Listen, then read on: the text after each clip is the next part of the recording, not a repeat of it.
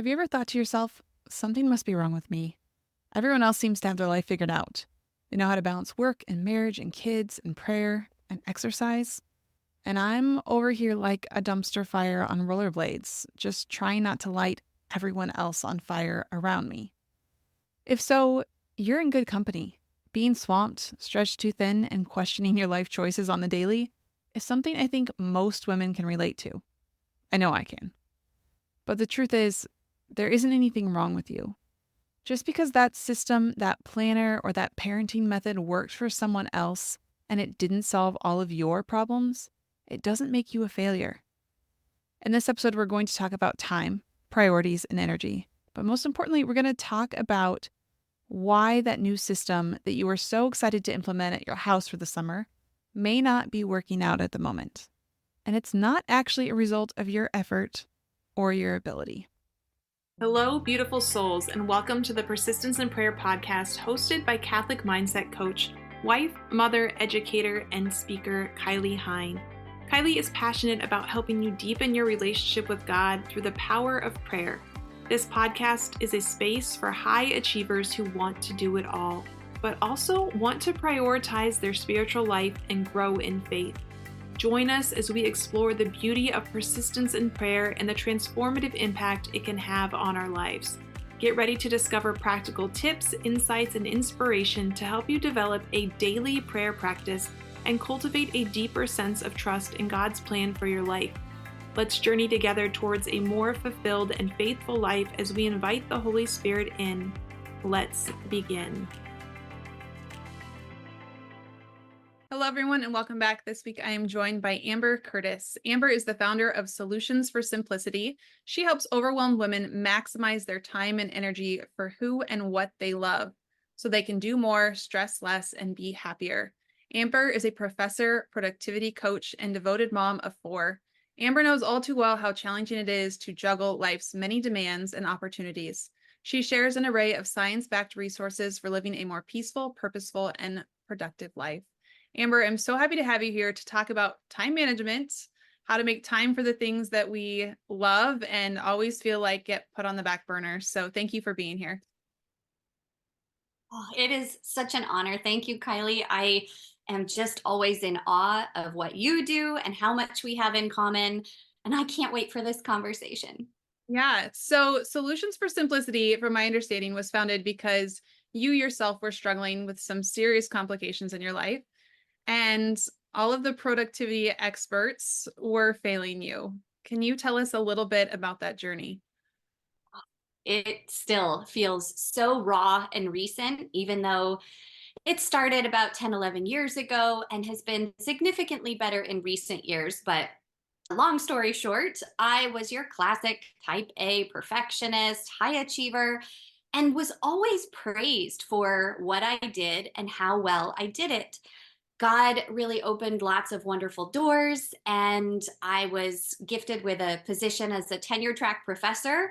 And within a few months, my husband and I moved across the country, had our first son, and I started teaching 2 weeks after he was born, without at all realizing that that was a pretty sure recipe for disaster. And so within a few months of that, I ended up just in a really dark, hopeless place. And it was all because I didn't know how to keep up with the demands on my plate. And especially, I just didn't know how to perform at the level I was used to performing at in the midst of the postpartum journey. And after becoming a mother and my heart being fully replaced with desire to be with my son and be the best wife and mom I could be. And I just felt these competing pulls on my time, and I wore myself out trying to be the best in every domain when things needed to change.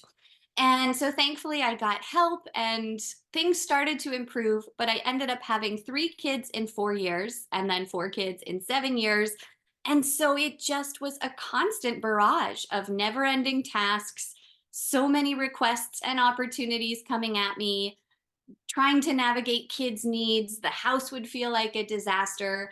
And my life felt so chaotic that I wanted a solution. I wanted something simple, and I wanted a way that I could quote unquote balance it all. So I was looking for those answers, and I wasn't finding anyone that seemed to understand my situation as a mother. And so much of our standard productivity advice gives us tips and tools that work great perhaps if you are single or you're young or you don't have these other wonderful responsibilities and a primary vocation in the home. And so again, yes, I just want to now be a resource of offering actionable proven ways that we can improve our lives and feel better about it all and get what we need to done, but without the stress and in a way that is calm and peaceful and simple. Yes. I think so many women can relate to your story. I don't know if you've heard this before, but I've heard women say, I was so much holier before I had children. And it's not true, but it's just this thought that pops in like, I used to pray or I used to go to mass a couple times a week and now I can't. And like you, I can remember trying to find some sort of self-care routine after my children were born. And the big thing at the time was like the 5 a.m. club, right? You get up at 5 a.m., you're part of the 5 a.m. club, you have all of these routines in the morning of goal setting. And I just remember thinking in my head, you just don't get it. And it would make me angry. You just don't get it. These people are clearly not mothers, or they have some kind of help that I do not have. Yes, and I too, I felt the anger for sure, but what I felt more than anything was alone. And it really gave me the perception that something was wrong with me, that I was the one who couldn't figure it out because everyone else seemed to have it all solved, and I was still struggling so much. And so I really hope to normalize the struggle, not to keep us stuck there, but to give women hope that there are different seasons of life. And the more we lean into the season that we are in and embrace God's calling for us, he gives us all the grace and all of the things we need to do what he's asking us in those moments. We are then sometimes our own biggest obstacle because becoming a mother and just trying to persist in your different endeavors, it really shows you where you have too much reliance on yourself and you're trying to control everything. And I sure had that illusion of control before I had kids. And then it became glaringly obvious afterwards that my time was not my own. It never was, but I used to think that it was. Yeah, I love normalizing the struggle because often we can be falling apart in our own homes, but we walk out the front door and we put on this face that everything is fine. And I remember bringing this up to a priest once because I was not fine. I was going through some health struggles. I was trying to balance everything. And I said, what do I do? I said, I feel like I am lying to people's faces when they ask me how I'm doing, but I don't want to go into all of the vulnerable places. And they're acquaintances. They aren't people I want to share that story with or I feel ready to share that story with. So you just put on this face of, I'm great or I'm okay. Like it's the instinctive response of everything's great when really it's not. And so I appreciate you just saying normalize the struggle and letting other people who are listening understand that there is going to be a struggle at some point in your life. It may not be right after having children. Maybe you don't have children, or maybe you're past that stage, but the struggles come. And so let's just normalize. We have struggles. We know from St. Ignatius of Loyola, consolation, desolation, it repeats over and over. So how do we kind of let go of this self-reliance and control? Mm. Full disclosure, of course, it's an ongoing journey. I am nowhere near fully through it, nor will I ever be. But the more we learn about ourselves and the more light we have shown on our inward tendencies and deep desires, the more curious we can get about where that comes from and is what we think we need to do really true? Or are we filled with some of these false beliefs that are keeping us stuck in that negative cycle and chasing the world's version of success, etc.? And I think Some of the greatest things that have helped me started as looking for the very tangible solutions for gaining more control over my time. And I really started Solutions for Simplicity from the perspective of wanting to help us all manage our time better, because I do acknowledge what a gift time is. It's just so precious.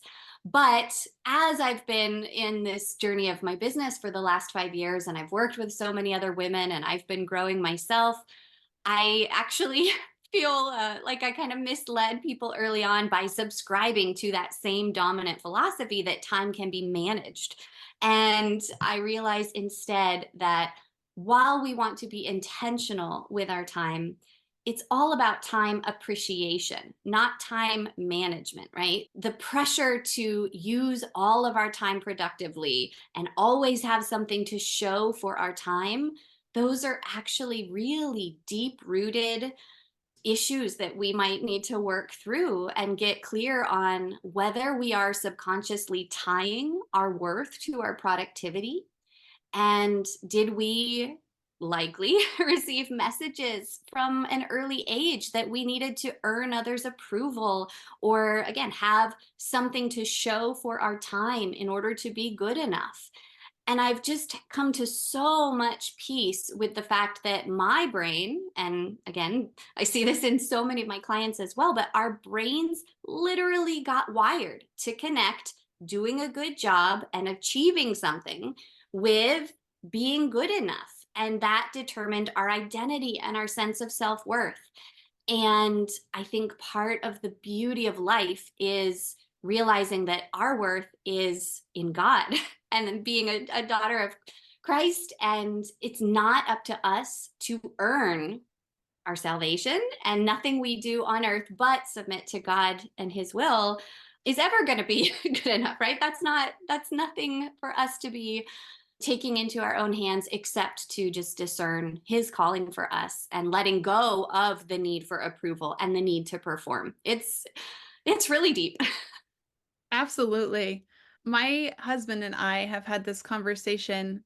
Both of our dads, the message was the same when we were growing up. It was, if you can't find something to do, sweep the floor. So it was like sweeping the floor of the shop or sweeping the floor in the shed, whatever it was, but it was this work ethic. They were developing a work ethic in us, which is beautiful and great. We're very hard workers. But it was this idea that there's not time to sit down. If you can't find something to do, if I haven't given you something to do, you look for the next thing that needs done. And if you can't figure anything out, sweep the floor.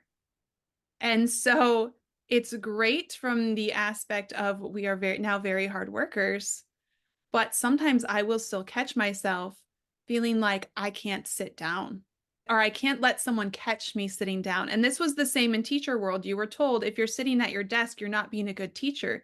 You should be up, you should be moving around. So I would be checking my email or responding to something that was pertinent, that was time sensitive. And if another teacher walked in my room, I could feel my body tense up, like I was doing something wrong.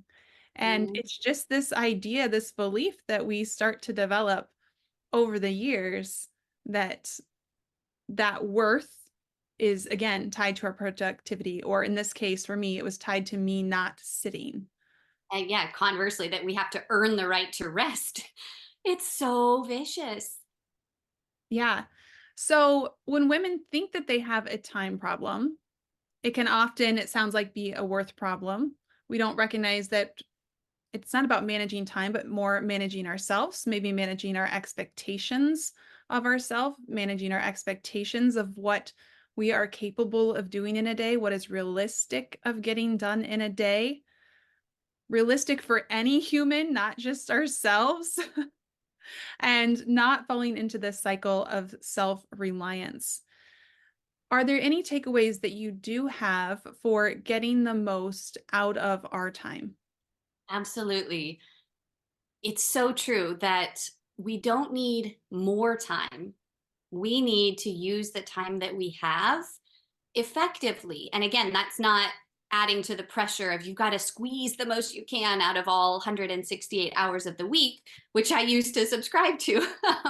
It's instead about really knowing your priorities and being so sure that you are doing the right thing at the right time, given everything you have to do and everything that you could do, right? We want to find that balance of meeting your expectations and obligations and yet also following the call on your heart and filling your own cup with your own goals and hobbies and desires. And I love to work with women on prioritization strategies because, at a very tactful level, right, we hopefully keep a to-do list so that all of those tasks are at least out of our head, down on paper, and we can free up some cognitive brain power for what we're trying to do. But even when we write our tasks down, everything looks equally important on paper. And you have a sense of what is due most quickly, or what is going to take the longest, or what would be most fun to complete. But our brain still subconsciously looks at the number of things we have written down and goes into chaos mode. And so I work with women. I have a free resource called my Pinpoint Your Priorities Playbook that helps women go through each individual task quickly and ask a series of questions for each task. A, does this have to get done right now? Like, does this have to get done at all?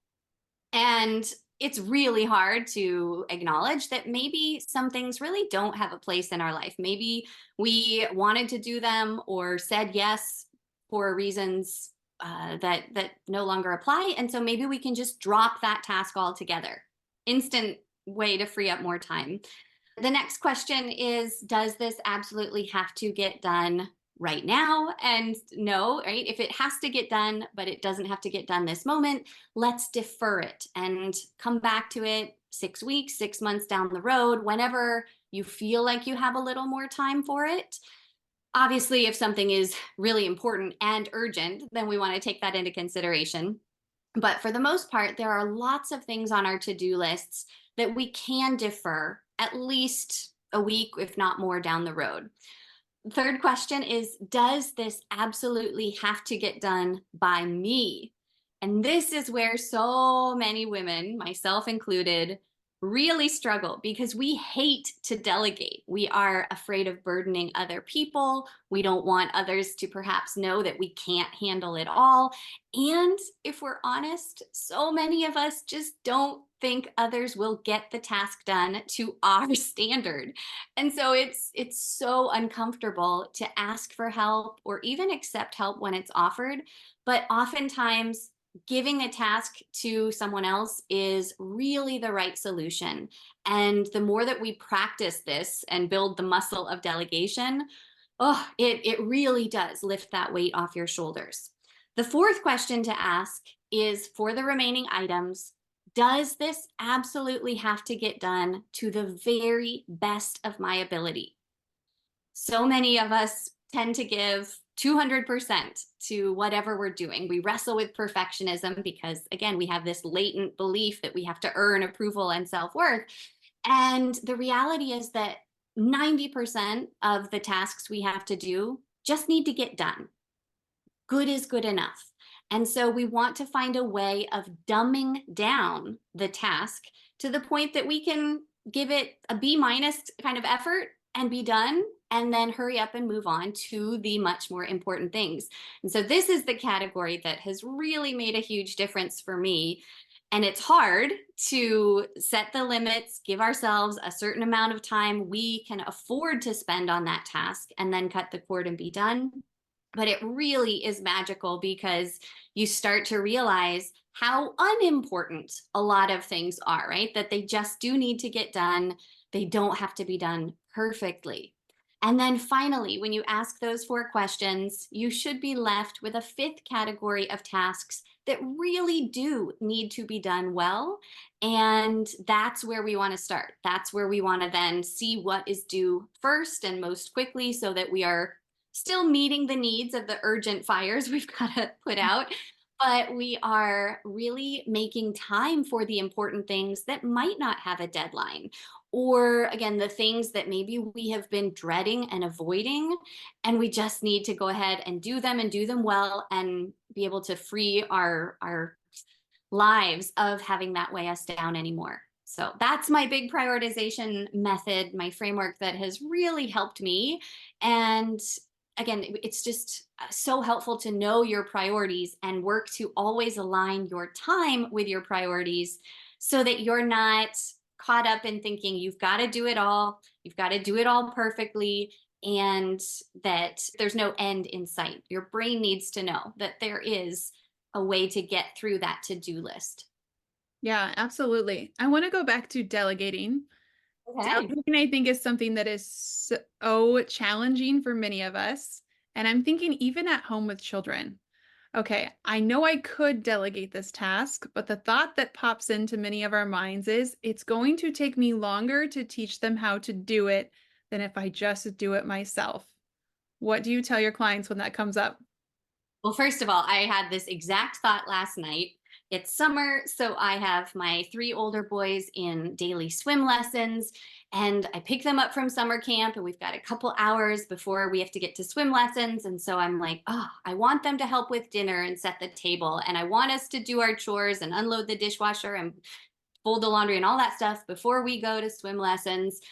But they come home, they just want to play, and it gives me a few minutes of peace and quiet where I could quickly make dinner and do the chores. And it is that constant battle of I could just do this myself and almost enjoy it so much more, or I can anticipate the battles and the resistance, but work with my kids to help build their skill and their virtue of responsibility, and just embrace the fact that it's not going to be done as fast or probably anywhere near as well as if you did it yourself. But we want to change the goal. We want to change the end that we're working towards, right? And so instead of the goal just being having that task done, we want to look at, again, what we're teaching our children through inviting and requiring in many instances that they do participate, right? What are we teaching them? Not just the skills that they will take into their own homes and families, but we're giving them the opportunity to feel proud and have integrity, knowing that they are helping the whole family. They're serving their brothers and sisters and their parents, and we're just all pitching in together. And then, of course, how can we make it more fun? How can we make it a game? How can we, I've gone back and forth between reward systems and chore charts and all those things. But at the end of the day, I've landed on just wanting to make the process as enjoyable as possible, not dangle a carrot in front of my kids that if you do this, then you get screen time, or then you get, we don't do allowance, for instance, in my house. I think allowance is great. I got it as a child, but just as an example, I have certainly tried punishments, and that doesn't feel good to my heart, right? To threaten my kids and things like that. So I just know that some days are going to go better than others. And I have really noticed that my kids want to help more, and they are quicker at doing what they know they need to do when their physiological needs have been met. So as long as they're not super tired and they're not starving. And it's really helpful to try and anticipate your kids' needs and in advance and meet those needs before we ask for help. And then I find that they're much more likely to get engaged and enjoy the process. But it's an ongoing battle for sure. And the thing that really gets me is my oldest son is almost 11. My youngest is 2, almost 3. And so my oldest, right, we've done the same things over and over and over. And my brain wants to think that he should just know not only that it needs to be done, but how to do it by now, right? And the thought also comes in that when I was a kid, I was sure doing so much more and I always did a really good job or whatever. Like our brains love to play the comparison game and elevate our sense of accomplishment or prestige, and just I did better when just so many vicious things. And the reality is just our kids are kids. Their brains are wired to have fun. And that doesn't mean that they can't do an incredible job helping, but I just need to expect, again, the resistance, expect that they're going to need reminded, expect that it's not going to be perfect, and we can work with that, right? We're always just working to improve a little bit at a time. Yeah. And I think our brains do the same thing our kids do. We've just learned that it's coming and how to adapt and move forward from it. You talked about creating a to-do list. I had a challenge the other day, or just someone posed a question about what you're doing in your business and focus this week on what you want to do in your business for the next 6 weeks. And I just started writing down things that felt like immediately needed done. And I had a list of 14 things, which is a lot, right? They usually tell you maybe try 3 a day, and I had 14 that felt like they needed done right away. So I love the questions that you provided. And then also just anticipate things are going to come up. Your kids are going to interrupt you. You're going to have nights where you don't get enough sleep, but reframe the goal. And you said anticipate. That doesn't mean worry or be anxious or freak out or let your mind go on a rant about how you're never going to get it all done. Just anticipate that, you know what, not all of this might get done, and that's okay. Or maybe it gets done, but it's B minus work, and it's okay. Mhm. Because our harshest critics are definitely ourselves.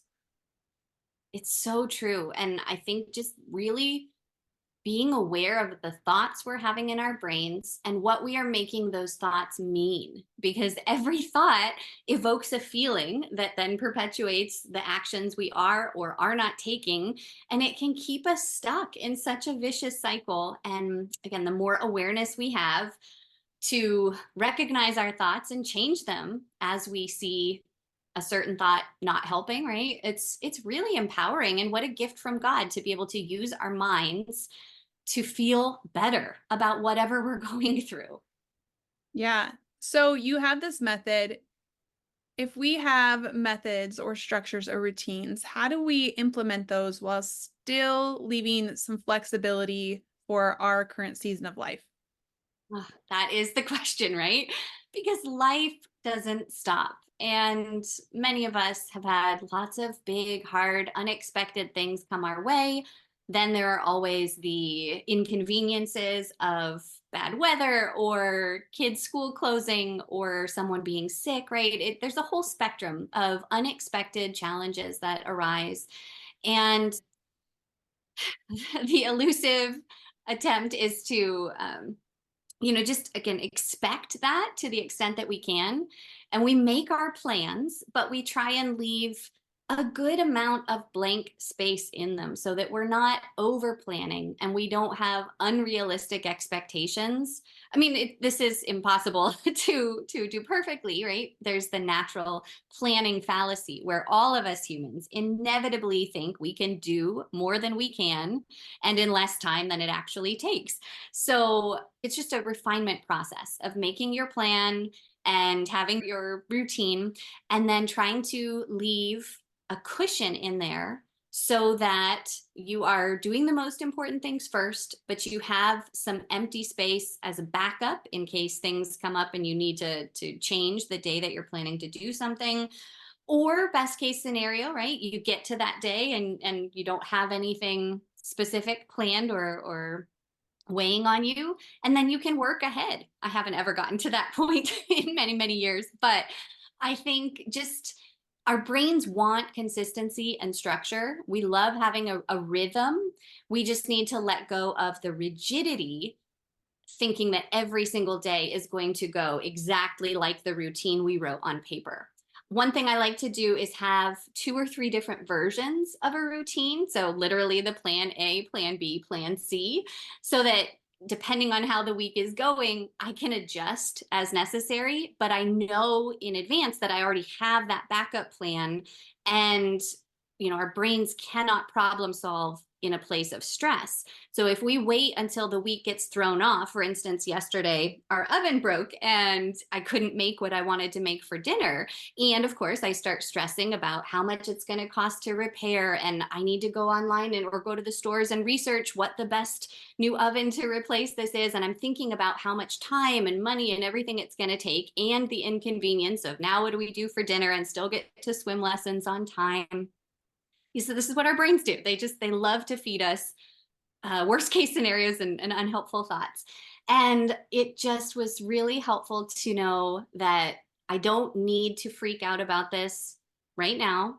I have time allotted later in the week where there isn't as much planned, and so that's when I can do the research and figure out what new stove oven to get, as well as the fact that I have these backup plans that I already designed so that, again, I'm not trying to immediately problem solve in the heat of the moment when I don't have access to my most rational brain. Oh, I hope that. absolutely. Yes, I love that. As you were talking about the stove situation, we only go to movies maybe once a year, but it was our family staycation this week. And so we were doing all the things locally with our kids, and we went and watched the movie Inside Out 2. If you haven't seen it, anxiety takes over and freaks out and has all of these worst case scenarios and then worst case scenarios and brings them all to the forefront of your brain. And so we really just have to take a breath and just say, okay, anxiety, walk away for a minute. Thank you for trying to keep me safe, but this is not a life or death situation. I don't need those thoughts right now. And we get to choose whether we keep those or not. And I loved what you said about just recognizing that we think we can get way more done in a shorter amount of time than it actually takes us. This is something I've struggled with my whole life. And I have a wonderful friend who's an ADHD parent coach, and she told me, she's my accountability partner, and she had told me, why don't you try when you map out your to-do list and you write down how long things are going to take you, add an hour to everything. And it seems like such a massive amount of time. And maybe for you, it's 15 minutes. Maybe you need to add 2 hours to everything. But just recognize if you get done earlier, rest is productive. And just keep that in your brain. Rest is productive. Yes. Also, when things get kind of crazy, another strategy, and this is from Sterling Jake, was she talks about having Post-its with 15-minute tasks. So in your day, maybe you plan to do something that was going to take an hour. Things went off track. You only have 15 minutes. What can I get done in 15 minutes that is still going to maybe give me that dopamine hit of crossing something off of my list so that I can still feel like I got something done? Hey, beautiful soul. This is Kylie. Do you feel like you've lost yourself in the hustle and bustle of doing all of the things? Do you have plans but can't seem to follow through on any of them because life keeps getting in the way? Are you feeling overwhelmed by a health struggle, a difficult relationship, or even your own expectations? I have spots in July for one-to-one coaching. You can join me for a single-month journey or 12 weeks of essential growth in prayer, relationships, and don't worry, even in your high achievement category. Click the link in the show notes to get signed up for a free confidence and clarity call to see if we're a good fit and to ensure you're getting my best summer deals. I'll see you soon, friend.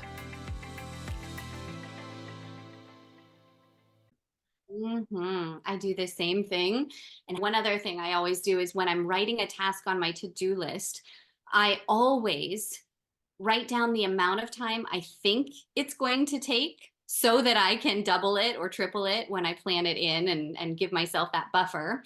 As well as I always try and batch together certain tasks. And that is a very common strategy, but it really does do wonders to group similar tasks together so that your brain can know in advance that this is when we do certain kinds of tasks.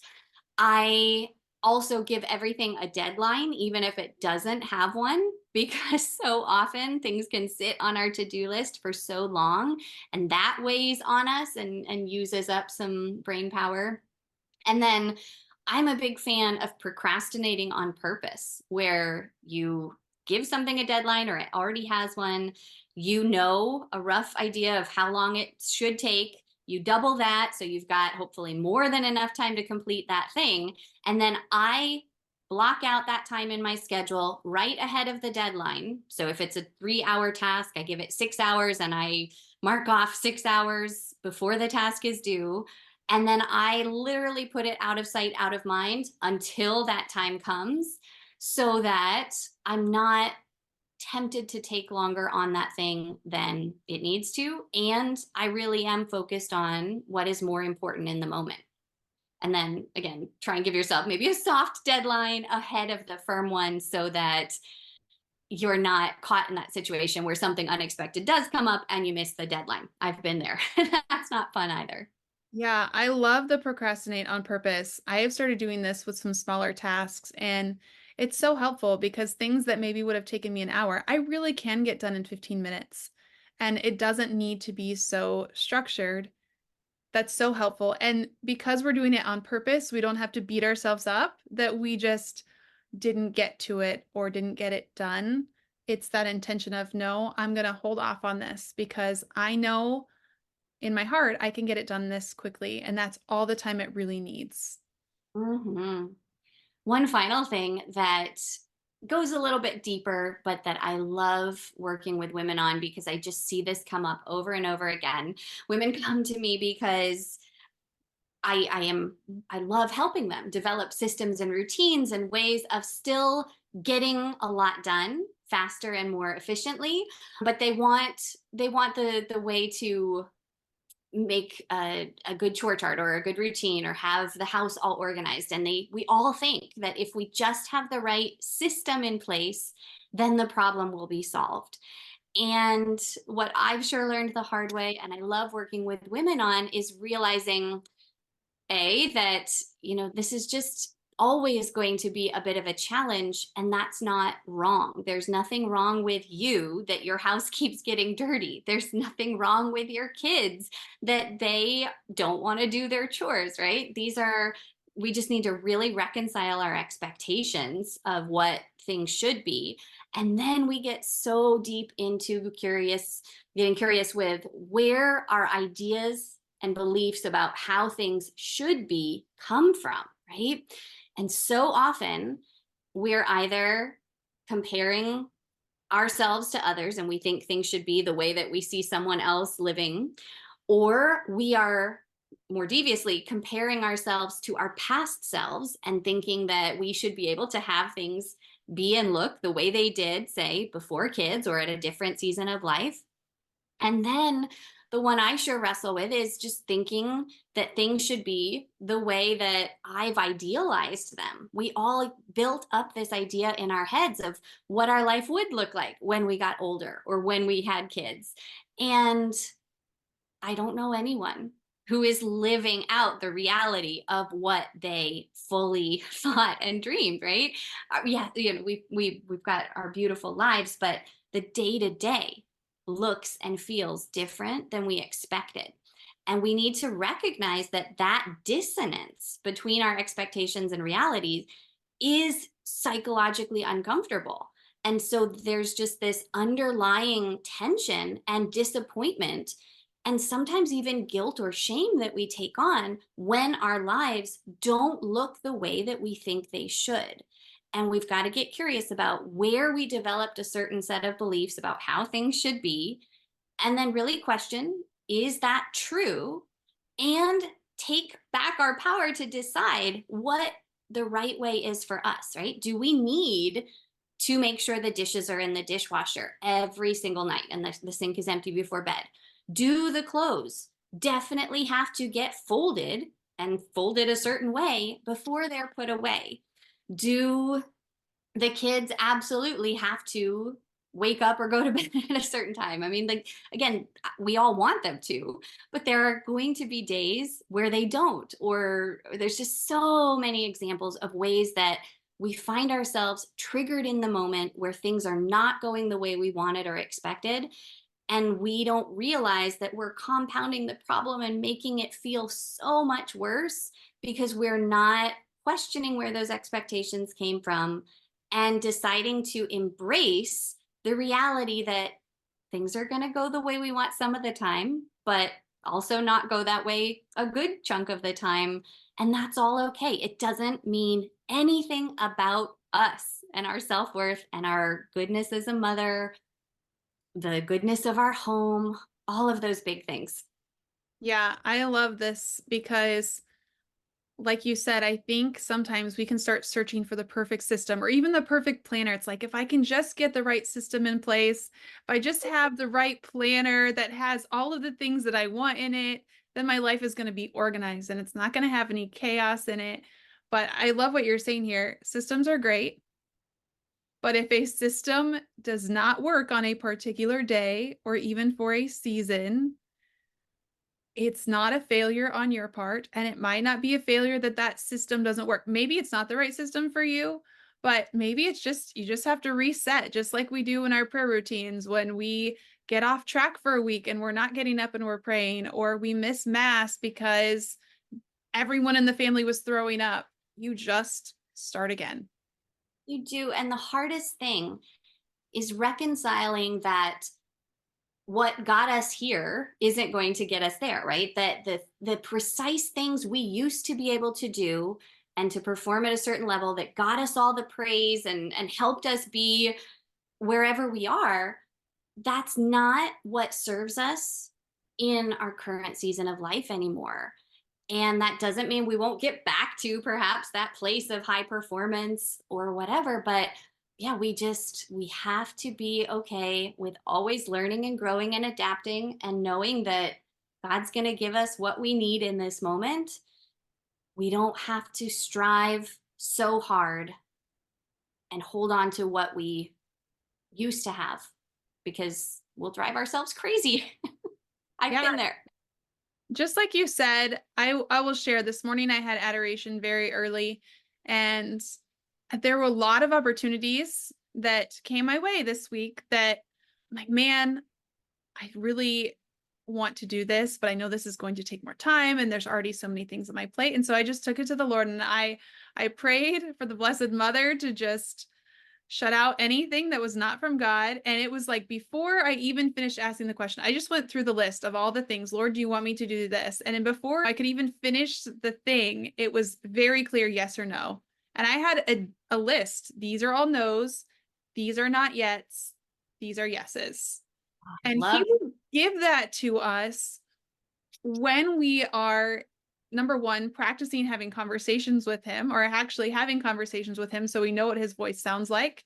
For some of us, he speaks to us in images. For some of us, it's words. It's different for different people. But one, if you're having those conversations, you're going to know. And number two, coming into prayer in a place of peace, right? If you're coming in, you're restless, don't just start spouting out questions and expecting answers, because your brain is probably still going a million miles an hour and you're going to be hearing yourself, not God. So Mhm. just rest with him for a little bit. Again, it's that rest is productive. And when you're in a place of calm, ask those questions and he's going to give you those yes or no answers. Isn't it amazing how we so often are convinced that we can figure this out and we just need to work harder or do more research, find the solution ourselves. And instead, again, that just feeds our false pride and this illusion of control when the real solution is just to turn to him and, like you said, ask for direction and discern what the right thing is in this moment. That's all we need. Yes. And sometimes he will tell you no to doing good things. He will tell you no because it is not the thing that he wants you to do in this moment. The best thing for your soul, your personal soul, may not be what looks the best on paper. I so needed to hear that today. I needed that reminder. I heard somewhere that not all good things are God things. And that's definitely something I always need to remind myself because I have this tendency to want to do more and more and more, right? To get swept up in the hustle culture. And even though I know so much about ways to simplify our life and clarify our priorities and slow down and the importance of rest and everything, I am very aware that my brain has been wired to need the approval and the validation and the accomplishment and all of those things. And so it is a moment by moment challenge to step back, take it to God, and be willing to let go of the things that He's not asking us to do, even if we wanted to do them, maybe just not right now. So Yes. I needed that. If you haven't read, for anyone listening, if you haven't read the book Finding Peace in the Storm by Dan Burke, this is actually, I was reading this last night, and this particular chapter jumped out at me because of my own health struggles and some of the clients that I'm working with who are just have, chronic illnesses or things that they don't have solutions to at the moment. And it can feel very emotionally heavy not having answers. And St. Alphonsus Liguori just talks about, again, the best thing for your soul may not be for the Lord to heal you right now. Maybe what he wants for you to do is to suffer patiently through this illness in your home. And he's talking to priests, but it's like he's saying, you may think that you need to go out and preach and minister and do all of these works, but the best thing for your soul right now is to just suffer patiently. And I was just, the tears were coming last night because it hit me so hard.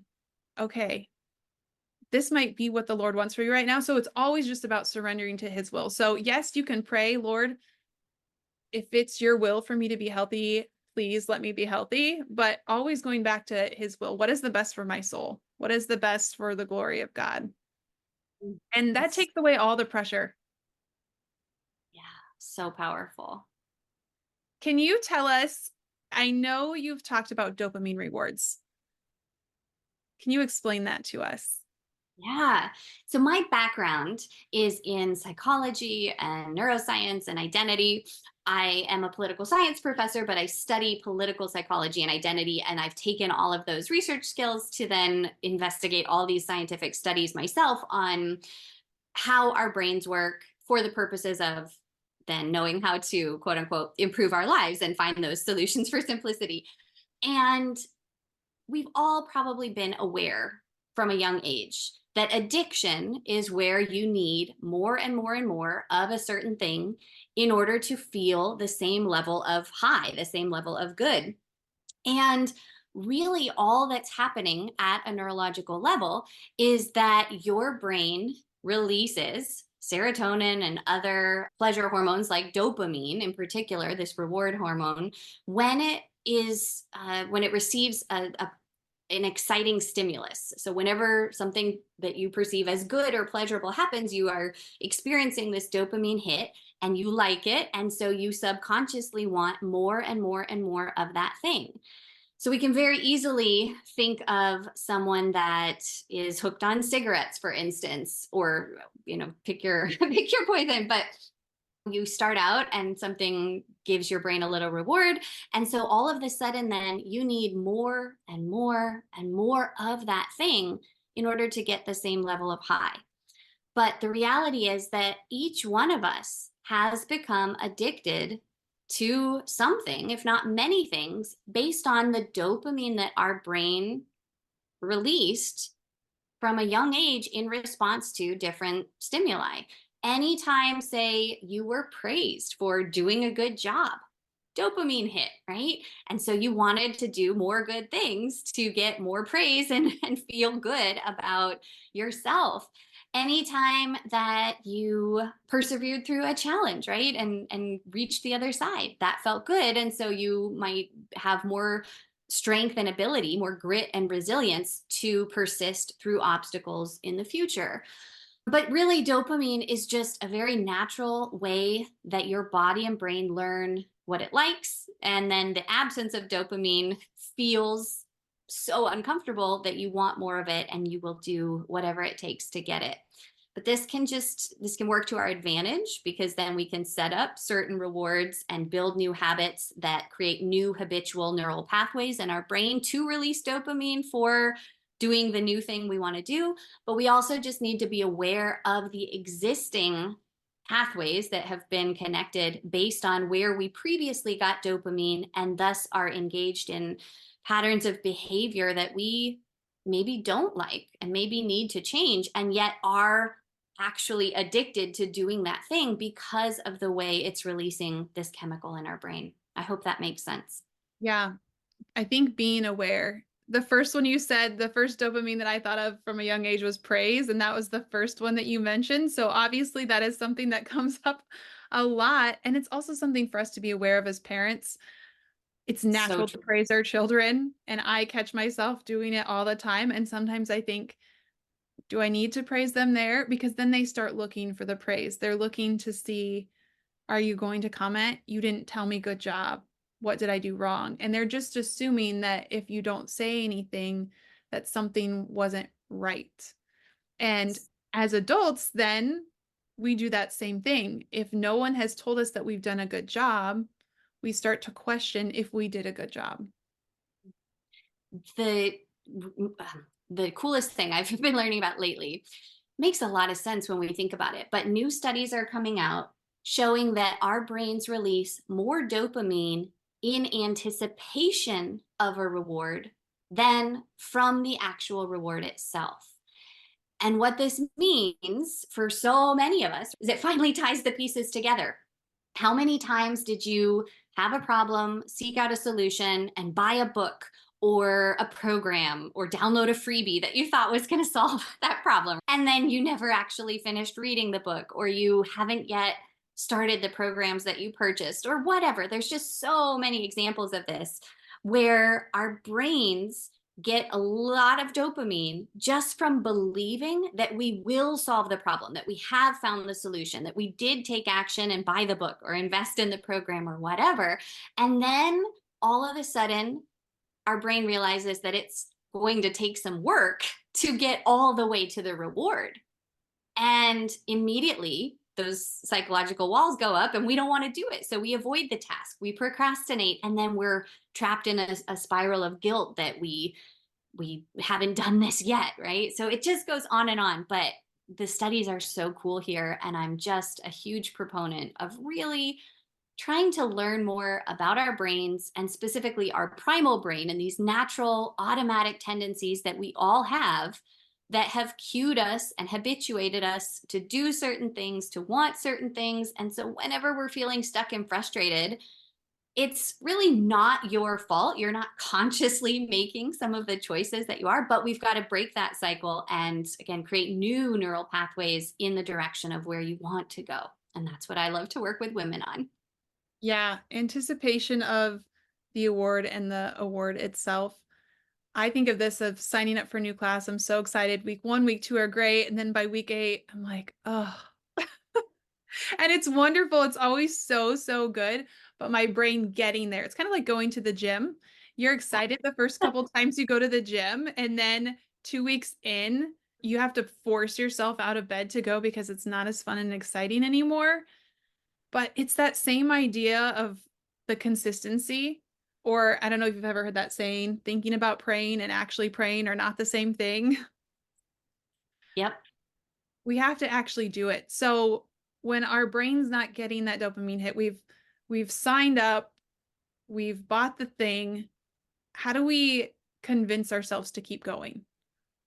It's all about trying to find new rewards that will keep you motivated while recognizing that motivation is absolutely going to wax and wane. There are going to be so many days when you don't feel like it or you don't want it and you don't want to do the work because there's always some other shiny object that's more fun and again feels more pleasurable since you've already gotten the bulk of the dopamine that you think you're going to get. So, trying to figure out what motivates you. Are you someone that really needs the praise? Can you find a way of getting someone to report to and check in on you so that you can hear good job and then you'll keep going, right?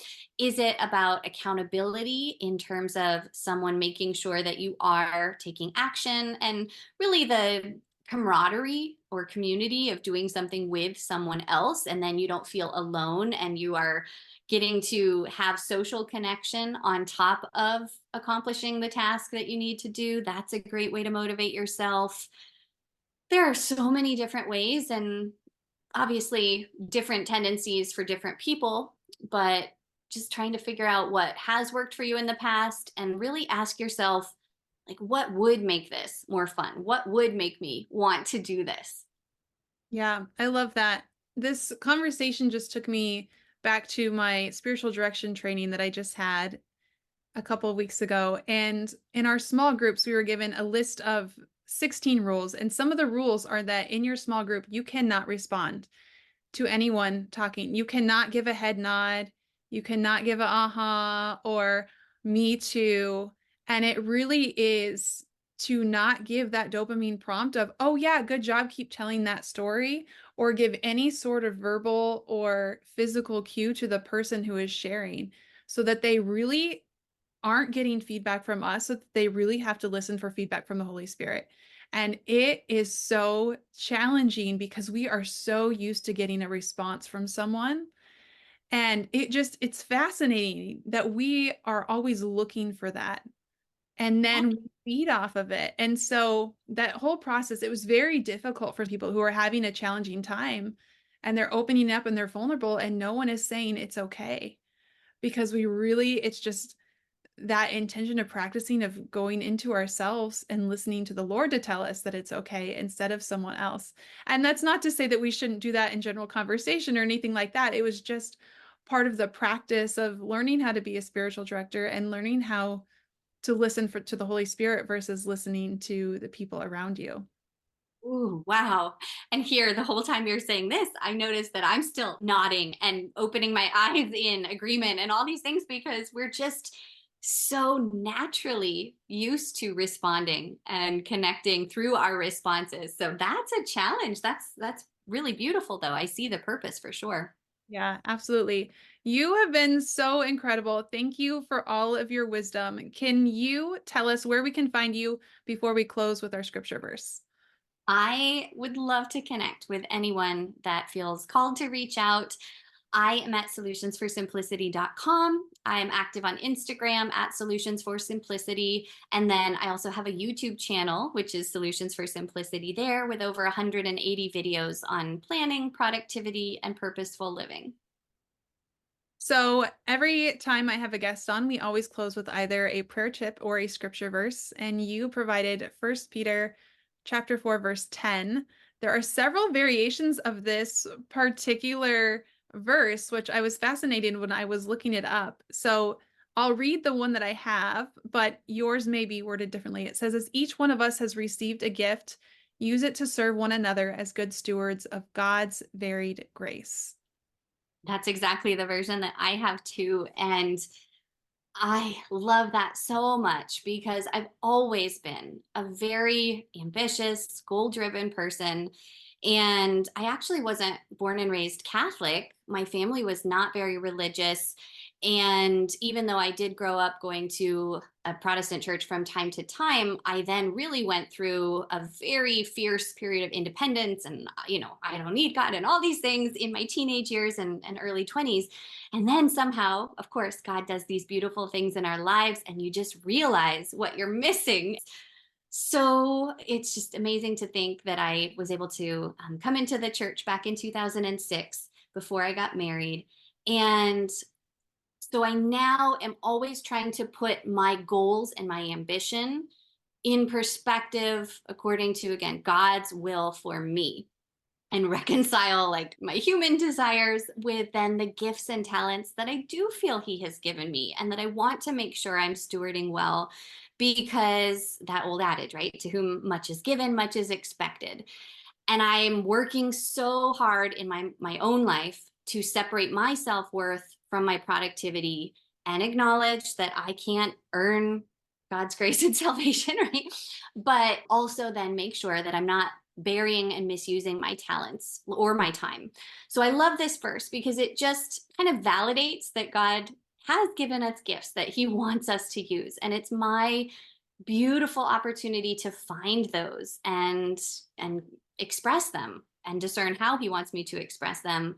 And then it also really ties in for me because I work with so many women that wrestle with who they are after becoming mothers, because again, who they used to be has kind of been taken away or fallen away, and they have this beautiful vocation as wives and mothers, but they've been so caught up in exclusively serving their families that they might have forgotten what they enjoy and again who they are apart from that vocation. And I just love supporting women in that and helping them know that they are they are so seen and God has them right where they're supposed to be.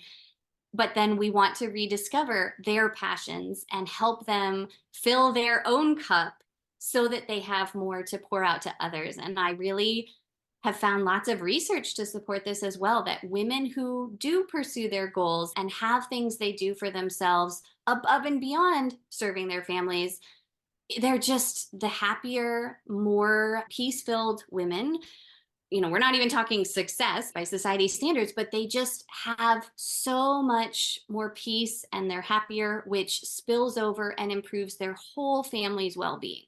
And if you ask any woman what she wants, I'm really sure that they would say, I want to love and serve everyone God puts in front of me. And it seems that to love and serve those in front of us, we need to also be loving ourselves and using our gifts so that we feel a constant sense of renewal and fulfillment through the gifts of the Holy Spirit that we can pour out to others. So long-winded answer, but to me, it just is all about finding our gifts, appreciating our gifts, and making sure that we're making time for ourselves and our own needs and desires so that we can be even better for our families. Yeah, I think where we can get caught up sometimes in our Catholic faith is that there's a lot of conversation about love of self over love of God, and the love of self in a prideful way, the love of self-reliance, the things that get in the way of our relationship with God. But that's not the same as being compassionate and gentle with yourself. And if you need to fill your bucket by painting, it doesn't have to be a job, but by painting every once in a while, or reading a book, or going for a walk by yourself, that is not the love of self that we are talking about that gets in the way of your relationship with God. That is probably cultivating your relationship with God, because it may be the only time of silence that you get away from all the noise. And if we are never away from all of the noise, we can't actually hear God. So I'm so glad that you brought that up. One more thing. Sorry, I'm thinking as we're talking. I think this verse really also speaks to me because of the comparison trap that we fall into. And it's just so natural for our brains to look at what other people are doing and think that's the right way. I need to do that, right? And so as moms, we can very often feel less than, and we can criticize our performance and our how we're doing as moms if we don't feel like we're doing it as well as someone else. And this verse really reminds us that everyone has received their own unique gifts and callings, and this is between you and God, right? So I don't know. Absolutely. That is the part that stood out to me when I read this verse the first time and when I just read it again, is God's varied grace. And grace is a gift. It is not something that is earned. It is a gift that he gives us, and we choose to remain in it. And so as he gives us these graces, as he gives us these gifts, recognizing that they are varied, it is not the same gifts to every person. It is not the same grace to every person, because we are unique human beings. We don't give the same gifts to all of our children every single birthday and holiday, because they're different people and they need different things. And so just recognizing that the graces that you receive look different than someone else's. And that's because the graces that you need for you to thrive and fulfill your purpose are different than what someone else needs. So what a beautiful verse to end with. Thank you, Amber, so much. This has been a pleasure, and I'm so happy to see all of the work that you continue to do, and you being able to incorporate the brain science as well as the faith aspect is just so beautiful. Thank you. Thank you, Kylie. I've had a wonderful time, and you're just so incredible too. So wow, what a great time. Hey friends, Amber has been so incredibly generous and has left you 2 incredible freebies, so be sure to check those out in the show notes. The first is her 7x7 Reset Challenge. It gives you 7 core actions to take for 7 days to kickstart the foundations of a happier, healthier you. And of course, the free 5Ds prioritization method that we talked about in this episode. Again, you can get those right in the show notes. Shout out to Amber for providing such value. Beautiful souls, thank you again for journeying with me. If you have been blessed by this episode, it would mean the world to me if you would leave a review. Be sure to screenshot it, share it on your social media stories, and don't forget to tag me on Instagram or Facebook at Kylie M. Hine. Stay persistent in prayer, protect your peace, and as always, share the light of Christ with everyone around you.